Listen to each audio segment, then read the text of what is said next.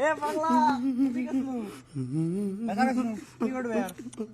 দেশ না কি করবে গেছনু এ মাছ বলে গেছলু হ্যাঁ এত ছোট মাছ তুই ধরি কোনটা যাব শ্বশুর বাড়ি এই ছোট মাছ ধরে যাব শ্বশুর বাড়ি হ্যাঁ বাজারের মধ্যে তুই বড় মাছ পেছ নাই কিপটেমো করলে তো চলবেন না শ্বশুর বাড়ি আসি তোর কি দেখি আমার কিপটে মনে হয় রে কিপটেমো এই আমি গেছিলাম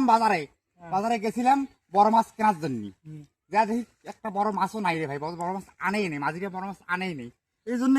এই যে বাজারে যে সর্বোচ্চ মাছ এই সর্বোচ্চ মাছ দুইটা দিলে মাংস নাই গরুর মাংস নাই ওটা গরু মাংস আসে ঠিক আছে গরু মাংস আনা যায়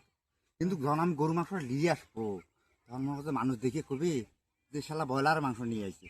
ঠোলার ভিতরে মাংস থাকবি তখন তো মনে করছে মানুষ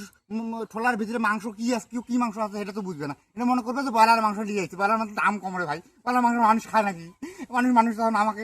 অপমান করবে আমি অপমান সহ্য করতে পারবো না এই জন্য মাছ নিয়েছি মাছ জিনিসটা হলো প্রফেশনাল জিনিস মাছ জিনিসটা হলো ঐতিহ্য মাছ জিনিসটা হলো বাঙালি শোন